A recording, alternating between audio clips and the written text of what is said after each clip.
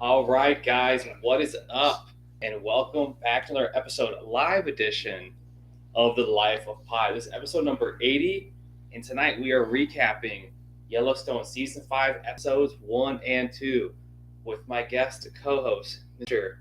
Matthew Cheeks, who you will recognize from Thursday night pickups. But tonight's gonna be a little calmer, because it's a Monday, but yeah, Season 5. Welcome. It's back. It's back. It's finally back. It's back. So, and for you guys who aren't familiar, I wasn't really I'd heard of the show, but Matt kind of introduced me to it.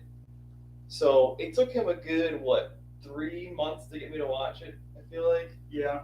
It was a long time, and then finally, I think you just sat down and you're like, I'm just gonna start watching episode 1, and pretty sure you just hooked. Yeah. Then I one on out. I binge watched seasons 1 through 3 about a month before season 4 started, and then I watched 4 as it went. So, and then here we are, season 5. It's been a year. Yep. So, as we remember from last season, John Dutton was nominated for governor of Montana. Yep. So he wins the governor race. It's the first thing we see. He wins the governor race. And of course, Jamie's pissed because he's like, it's going to be me. And they're like, nope, you're a sleazy scumbag. I don't freaking think so.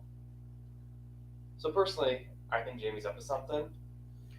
Jamie feels like he got cheated out of becoming governor. Obviously we saw that in one of the last episodes of season 4 when, she's like, and I'm proud to announce, who we want the, gubernatorial candidate, John Dutton. And you just knew that he instantly regretted everything. Yeah. And was pissed, and you can kind of see that resentment, especially in this episode 2 as well.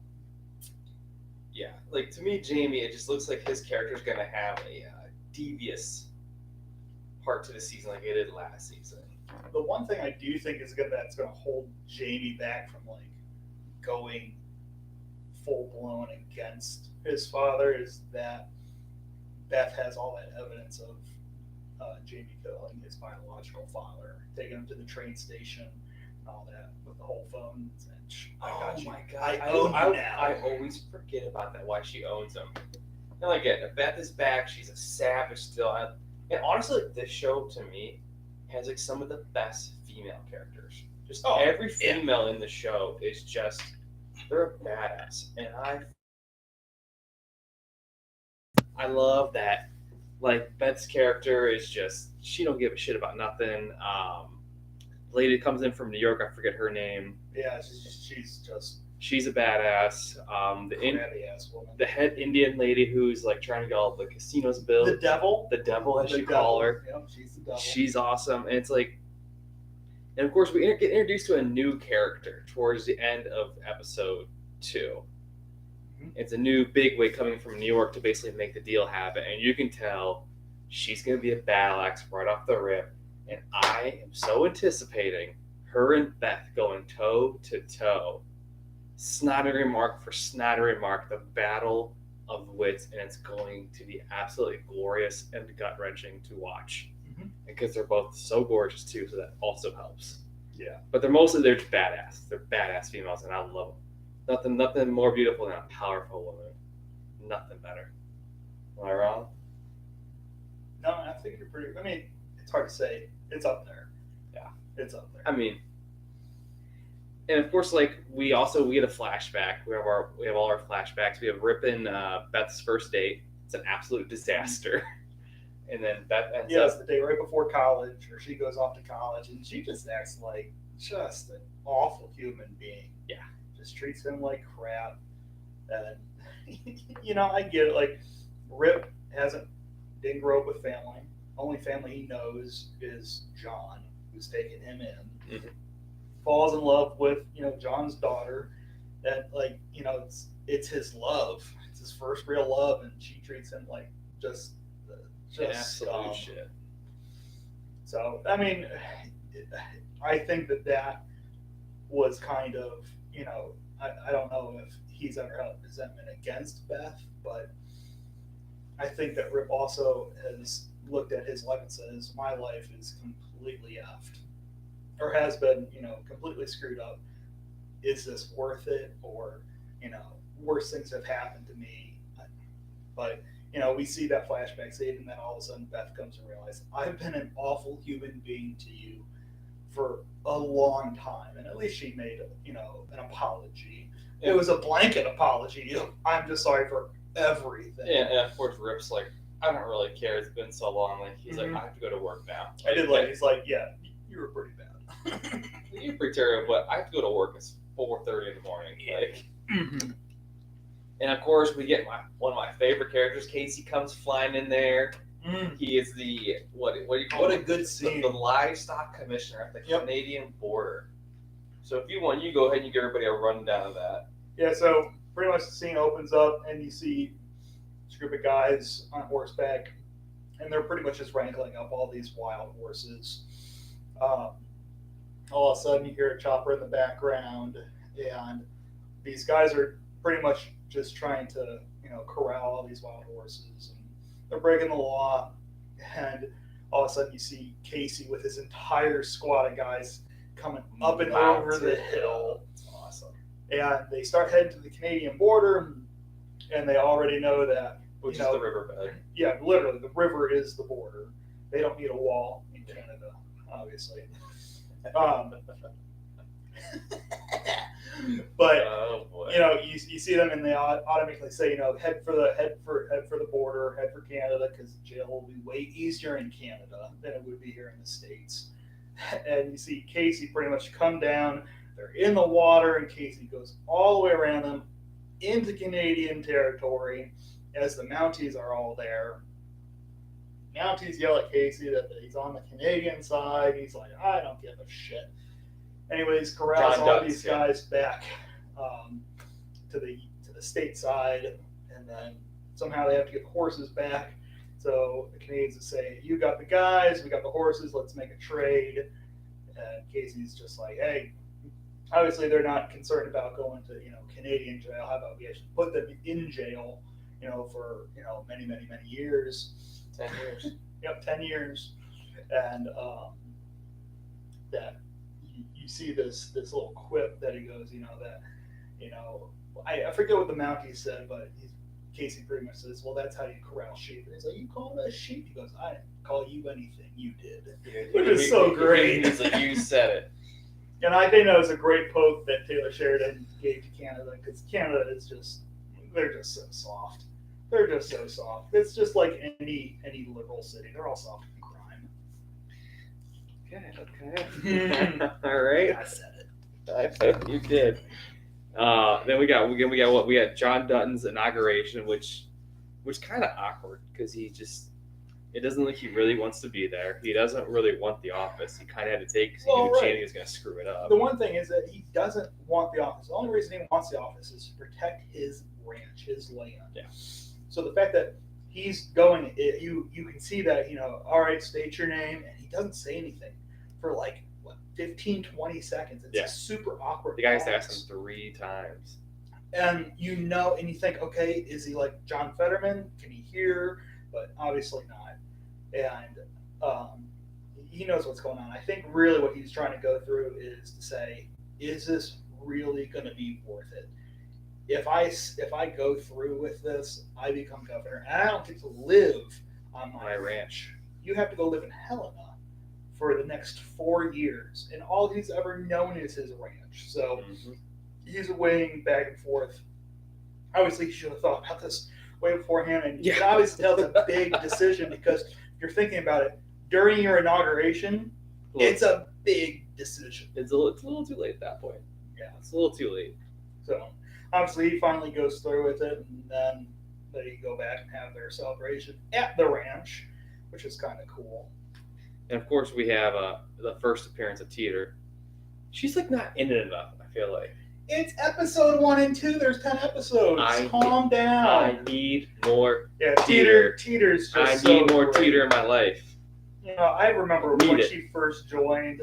I was like, all right, this is a weird character, but you just kind of fall in love with Teeter. But her interactions with the guys It's so wholesome. in their what they call it, The bunkhouse. in the bunkhouse, she's one of the guys. She talks shit with them. She's more than one of the guys. She's like the alpha male. She's like busting Jake's balls, going, "Oh, you got a dress? You gonna wear it?" Or Rip walks in there talking about. Rip goes, "If you wear a dress to that governor's ball," he goes, "I'm gonna string you up in it." It's like, oh, there you go, getting in trouble again.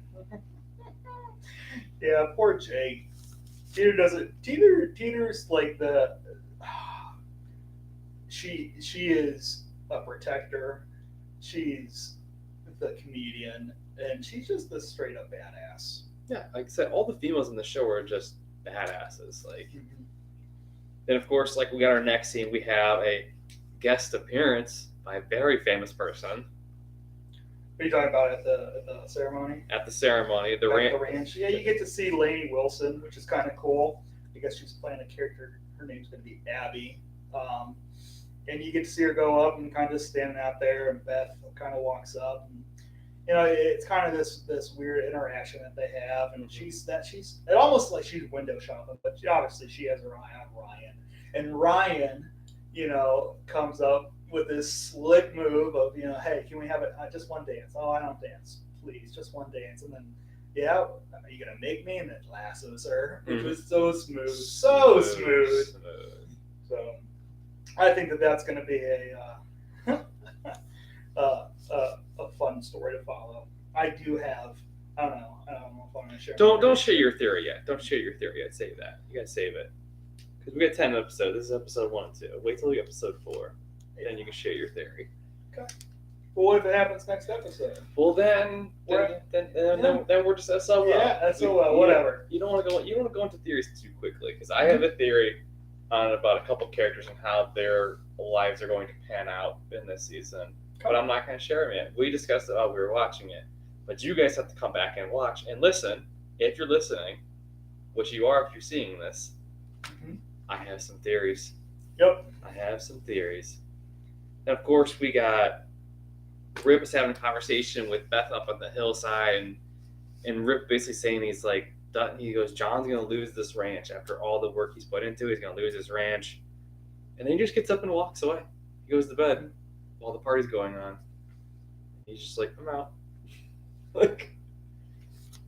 Which is kind of like a big deal. I mean, that's Beth's dad. He's just like, I know it's your dad, but he's kind of fucking up. Yeah. It's hard to read that one right now for me, at least.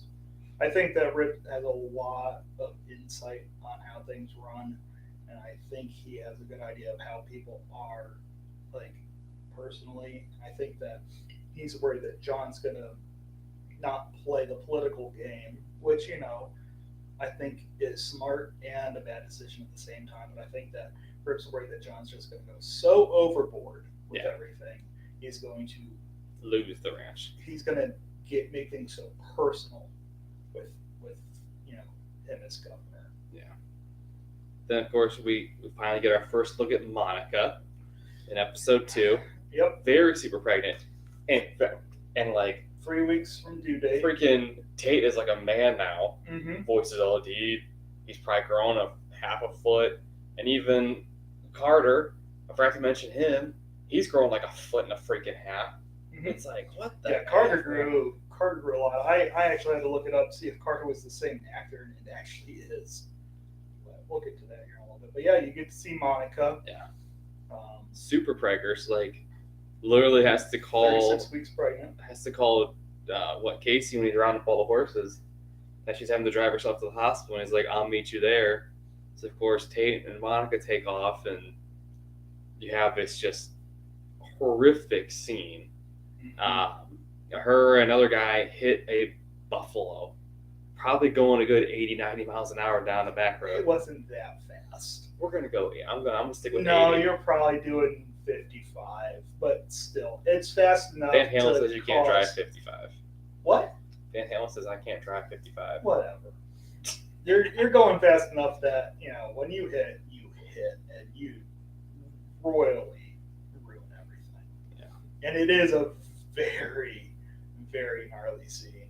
Yeah, Tyler Sheeran, he like this season, man, like right off the rip, like he just gut checks, man, just like a knife in your gut, just gets the emotions going, and that's the great thing about this show, man. Like it just goes after every feeling, thought, emotion you could possibly have as a human being. He's like, I'm gonna poke here, I'm gonna poke there, I'm gonna poke here, I'm gonna poke there. Yeah, he really knows how to pull on everyone's heartstrings and make you guess. Because I remember when I first saw that scene last night when it aired, I was like, okay, is it going to happen? There's part of you that says it's going to happen, and then there's part of you that says they're going to get through it okay. It's going to be okay. You guess all the way up until impact. Yeah, and then of course we find out our next shot is, of course, Dutton being told by Jamie and Beth, you're going to Billings, not Helena. He's like, why? And of course, he's walking to the hospital, and Tate's there. He's all broken arm or wrist or something. He's got something broke. He's obviously in shock. Yeah, he's in shock, and I had a brother. Yeah. I had a brother, and then you hear that, you're like, your heart sinks because you're thinking, please let the baby be okay. Please let the baby be okay.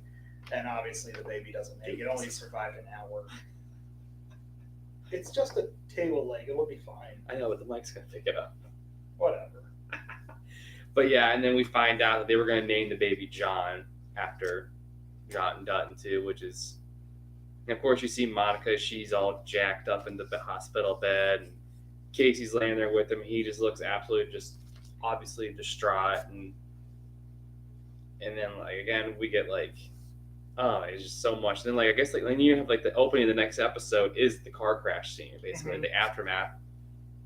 Yeah, you got the one guy was thrown through his windshield. He's dead. Monica's thrown to the windshield. She's in the middle of like a field, and Tate doesn't know what to do. His arm's broke. He's trapped in the car. Seatbelt won't come undone. So he has to like get the ambulance to them, and it's just like I can't imagine like being that. He's probably 12, 13, somewhere in there. He's probably a teenager. But still, being that young and being in that situation, like I can't even like imagine like the thought process, like 1,000 things running through your mind. Cause you're like, you come to, and all of a sudden your mom's not there. You know your mom's pregnant. Yeah, probably about to go give birth. You can't find her. You know you just hit something because you obviously see that it was a buffalo there on the road. Yeah. And all of a sudden everyone's gone. There's blood everywhere, shattered glass everywhere. It has to be extremely traumatic for a child to come into that situation, into that environment. But I think he handled it like a champ. Very, very smart of him to say, "Hey, I'll drop you a pin."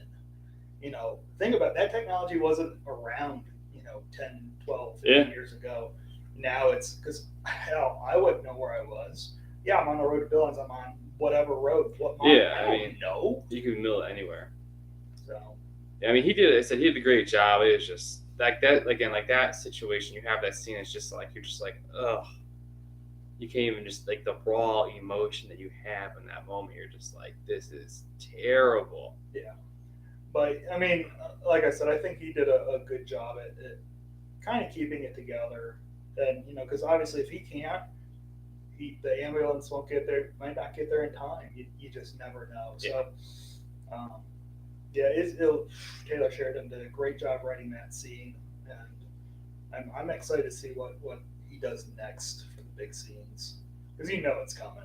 Yeah, because he's already done a bunch. I mean, the end of season 3 was just absolutely freaking bonkers, and I was like, did they really just blow up Beth in a building? Mm-hmm. And then the whole shootout where Rip chases the guy down. Oh, dude, the beginning of season 4. Dude, and the season 3 0 to 100 inside of 5 seconds. Oh my god, it was insane. It was fantastic. But we're on season 5. Yeah, we are on season 5, but still, I mean, all this stuff correlates. It does. And of course, I like they still have Beth's scar in the same spot they had it last season. So I'm glad they're keeping that. They have to keep all their back scars too. Really nice. Which to me, I appreciate that. But yeah. I mean, no. I mean, to me, it keeps the accuracy. Yeah, I appreciate like a show like that. I appreciate the small details, the same cuts in the same place, and they're healing a little bit at a time. They've done a really good job. Anytime someone gets the shit kicked out of them, it takes them 2 or 3 episodes. They're still healing. It's not just like, oh, next day you're healed. Right. So me as like a huge film and like TV buff, like I appreciate like the attention to detail. And, Oh, I 100%. appreciate that. 100%. And then what else we got? We got the first thing John's gonna do is cancel the lease on Paradise Valley, and so they can't build. So market equities just gets royally screwed over there. Yeah. And honestly, this is, I think that, it said, oh, hell, son, we're already at war. Like, this is the declaration of war. Yeah. This is John saying, we're going at it. Bring what you got. Yeah, and of course we got, Paradise Valley brings in their big dog. And, like, she just has, like, 3, like, great one-liners, like, within, like, a minute and a half. She's like Blake goes, anybody from here? She goes, no, and it's just another Tuesday. And it's like all these Lear jets taking off. It's all these rich billionaires flying in from California, New York, etc., around the country, because as they call it, it's their playland. It's playground. And as we know, Dutton's like, this is not your playground. This is my home. We're not gonna have it look like what city was it? Did he want to drive down that main road? Main Street in Butte. Butte, yeah. He's talking about how Butte, like, is just like it's all built up. And it's not really rural anymore. And it's just he's like, obviously, I'm not having it. And so you can tell, like, right after, John's not going to play the political game he needs to play. I don't know if it's his girlfriend anymore. The senator. Yeah, the senator. No, I mean, it was the romantic fling. Let's just put it that way. Okay, she's basically telling me, like, you got to play the game, and he's like, you can tell he doesn't want to play the game. That's not who he is. That's not how he was raised. Playing the game, he's not going to do it. And the fact that he doesn't want to come back for a second term makes him dangerous, but also an easy target at the same exact time because people can just wait him out. Yep. Because to these billionaires, 4 years is nothing. They're still going to be billionaires in 4 years, more than likely. Yep. And it's just so. Of course, the first thing, and then also, he fires the chief of staff and hires Beth as chief of staff. Which Beth is pissed. Beth's like, I don't have time for this. I can't just follow you around the state. All he said is like, you got me here. You're going to get me through this. Yep. And so, of course, the first thing he does, he cancels all leases, pisses off all the Paradise Valley people. Then we have, like, that great scene where, like, Jamie's throwing a little hissy fit, like a little sissy boy, and he slams the door, and then Beth follows him in and slams the door, and she goes, "That's how you slam a door." And it's just like her savagery. It's so undeniable. She's just, it's so great. Her passive aggressive is fantastic. Yeah. Then, of course, we got, like, another flashback to the Duttons, like, when John's probably in his 40s. I would say he's in his 40s at that point. The EPA. Yeah. Yeah, there's like this big, great EPA spray scene if you kind of want to run everybody through that. Pretty much the scene is flashback. You see John, Rip, and I'm not sure who the third one was, but I think we're just going to guess that it's Lee, because Casey isn't older than Rip. Anyways, you see these guys, and all of a sudden the fish are dead in the creek. There's little calves that are dead. Birds. Pretty much anything that was living is just decimated. It's gone. So John hops in his helicopter, flies around, finds this group of guys that are working, and they're obviously spraying stuff. Lance the Chopper hops out and instantly just goes up and decks the foreman. Pulls out his gun and badge, because at that point he was a livestock commissioner. Which is just, It's a great scene. That's classic John Dutton right there. He asks, what are you spraying? Oh, we're spraying, these like pesticides, whatever. And he's like, you're killing my cattle. He goes, well, we don't have anything to do with it. It's EPA approved. You're killing my cattle. I'll take that up. We have to clear this land, so on and so forth. You're killing my cattle. He goes, I don't care. Yeah, which is the wrong thing to say to a very powerful man in Montana.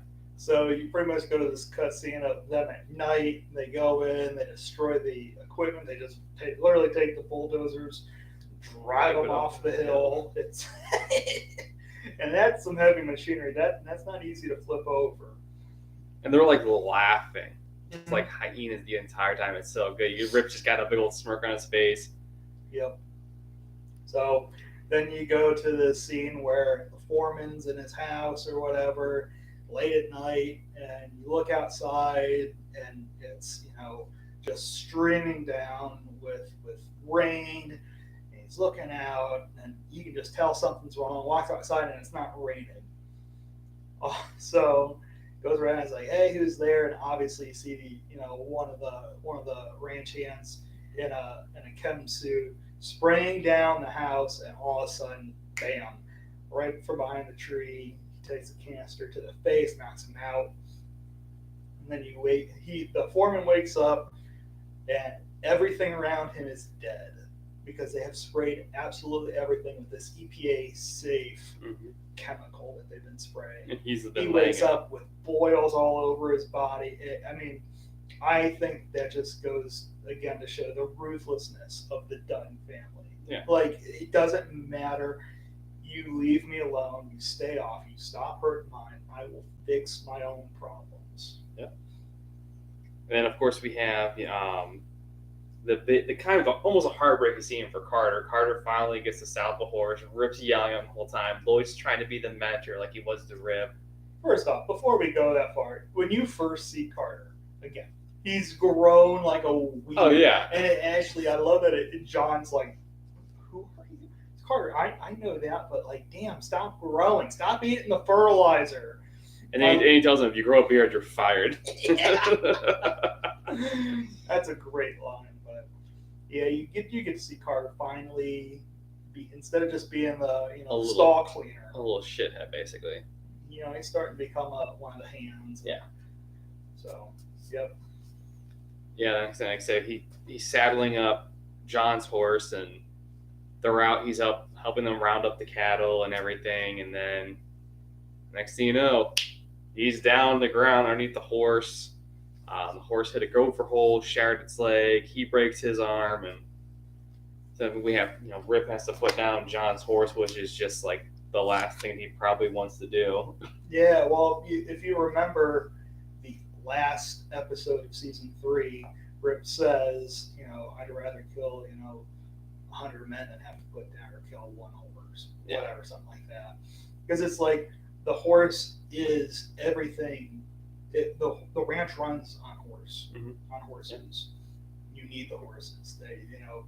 They're not just cattle. They're not just expendable. Like, they are the lifeblood of the ranch. Yeah. Yeah, it's kind of a heartbreaking scene because everybody feels bad for Carter, but it's kind of a learning moment. Mm-hmm. And I think the thing that sucks the most is it's John's horse. Yeah. The guy who owns everything, you have to kill his horse. And then you have to tell him. Yeah. But of course, then we have, kind of almost the same scene where they find out that they have wolves. So they set out, they send out Colby and Ryan to go kill the wolves, and that's a sweet scene. That's a whole freaking thing right there too. Oh my god. Yeah, I mean, the thing is, using those thermal scopes, all you do is get heat signatures. That's it. You see black and white. You just see everything in grayscale. So they shoot 5 or 6 of them. Yeah, at least 5 or 6 of them. Right up, and obviously it's the middle of the night because they're using thermal. And all of a sudden you see on a few of them that they got collars, they're tagged, and they're wolves that have been marked from Yellowstone National Park, and it is illegal to kill them. So who do they call? The only call person, Rip. So Rip kind of helps them solve the problem, but at the same time, it's not going to be that as easy as they kind of make it out to be. And that whole scene is just these guys are we are fucked. We are fucked. We're going to prison for 10 years for killing a wolf. So 5 wolves. Yeah, I mean, then what and of course, ends with Mark's you don't understand. These wolves have fucking Facebook pages. They have stickers. Mark. Yep. No. Ryan. God, there's so many freaking random names to remember. Ryan's talking about how they have Facebook pages. People are wearing their faces on T-shirts. They have an Instagram page. It's just all this stuff. And the thing is, it's so funny because that's something that would actually happen. People would make Facebook pages for these random freaking wolves that they've never seen in real life. And it's just like such like an American thing to do. We're gonna put wolves on a T-shirt and make a Facebook page for them. It's just like, what are we doing? Yeah. So in order to cover up the illegal activity, they take the harnesses, the collars off these wolves, and they have to stay. If they're motionless for 12 hours, people will come and search out, see what's going on. Game So wardens. they have to, excuse me, they have to wrap the collars around pieces of wood, and they start floating them down the river. They go back into the park, float them down the river. Mm-hmm. I thought for sure that they were going to do a zoom out shot and somebody was watching them. I thought that's what he was going to do. That's what I was waiting for. I was like, because anytime somebody does something like that, there's like a zoom out shot and there's somebody watching you. Somebody sees you and somebody sees your face doing something. But this one, it's so simple. It's literally just the wood gets caught in the river with another piece of wood and it stops moving. So you know something's going to happen with that. Because I'm like, it's not going to be that easy to just be like, oh, this problem's done. Like, no. Because you got to have 18,000 problems on Yellowstone Ranch at one time or else it wouldn't be Yellowstone. Right. So, definitely a good 2 hours plus. I love the 2-hour premieres. Granted, it just means that there's only 8 left, 8 more weeks, but, you know, I like that it left you on a cliffhanger, too. Yeah. What's going to happen. And you know what's the thing is, we're not going to know for, another 2-3 episodes. They're not going to come back to that immediately. It's going to be something that, I forgot about it. Episode 5. And then all of a sudden, game wards are going to show up. We need to talk to so-and-so. Mm-hmm. Uh-oh. So, but yeah, guys. So we will be doing this every Monday after the premieres on Sunday night. One of the weeks I will be on vacation out of state, but we're going to try and figure out a way to make it happen. So I'm going to try and take my laptop to my destination, and probably we'll do a Zoom version that time, since we obviously can't YouTube live it because we're not together. So, but yeah, stick with us. There's going to be a lot of crazy shit happening. If you've ever seen Yellowstone, you know. If you haven't, you should be watching this. Go start from the beginning. Do yourself a favor. Arguably one of the best shows on TV right now. No, it is the best TV show. Depending on what kind of shows you watch. It's hands down the #1 show on TV right now. Go watch it if you haven't. I'm also going to check out Tulsa King. We'll go with that at a different time. All right, folks, that's all we got for you guys tonight. And like I said, we will be back here probably a little earlier next week so we can have some viewer participation. Because this week we had to watch 2 hours versus an hour. You did. Yeah, I did. Because I had to wait for it to cycle through onto the streaming services. Oh, well. So, but hope you guys enjoyed this show. And as always, I hope you've enjoyed your slice of pie. Later. Just like that.